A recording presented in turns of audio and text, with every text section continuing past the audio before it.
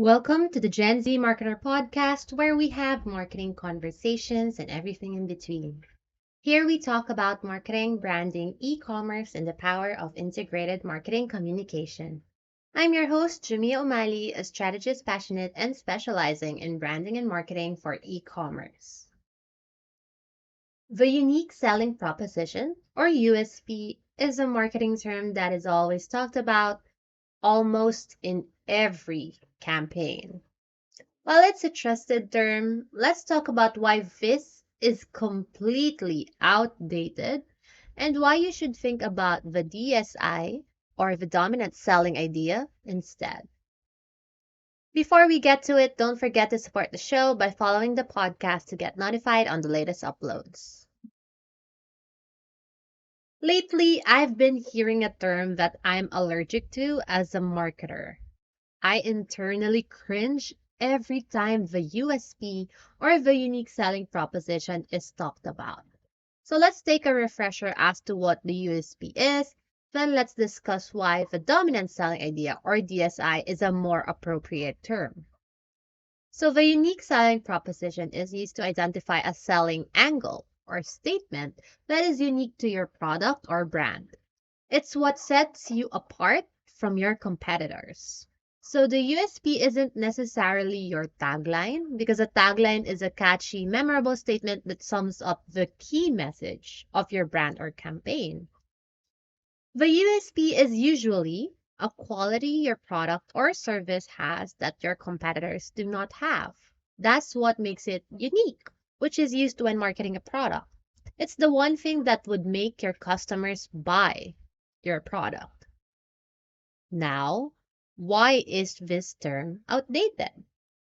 So, if you've heard me speak in events before, you may have heard me talk about this already.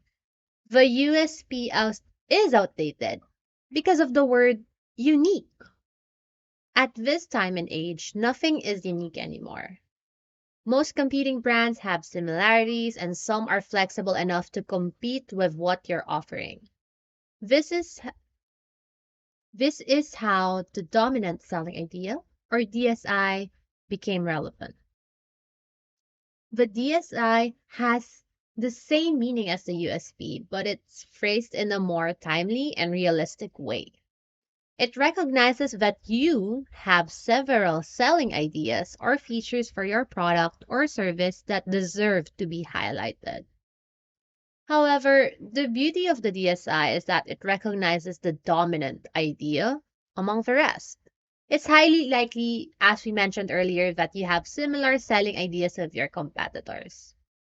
But when you identify your DSI, you identify a product or service feature, advantage, or benefit that isn't highlighted by your competitors or is a pain point of your customer.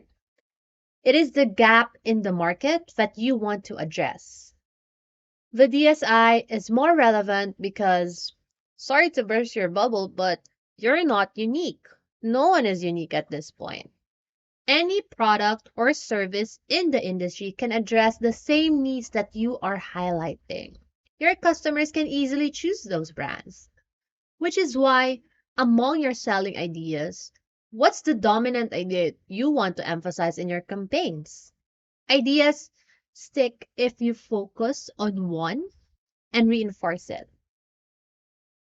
I want to emphasize choosing a dominant idea, not ideas, because I've had an encounter in which someone actually was consulting me about USPs. That's right, plural.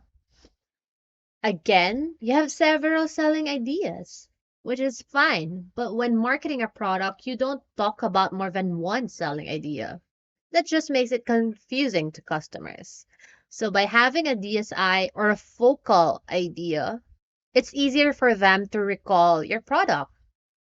Remember, a product or services description, features, advantages, or benefits are selling ideas. With a DSI, you're choosing which one you'd like to highlight, one that your competitors aren't talking about, and one that would resonate with your customer. Example of a DSI is Fujifilm's Instax Mini Link. So Fujifilm is a camera brand and one of their product lines is the Instax. For those who are familiar with the product, when the Instax is mentioned, they immediately think of an instant camera. The first Instax lets you print photos as you take them. So they have since expanded and introduced the Mini Link, which is a printer of photos that you link or connect to your device. What's clever what's clever about what they're marketing is that even the product name reflects the DSI, making it memorable. The impression with Instax is instant photography, while the Mini Link emphasizes how it's a compact, linkable printer to any device. So now that we've gone through what the dominant selling idea is, what do you think is the DSI of your product or service? Is it memorable to your customers? Is it addressing a pain point of theirs? Are you highlighting a DSI that your competitors have missed out? So, what do you think of this episode? Let me know at the Gen Z Marketer Podcast on Facebook, at Gen Z MKT on Instagram, and at www.genzmkt.com.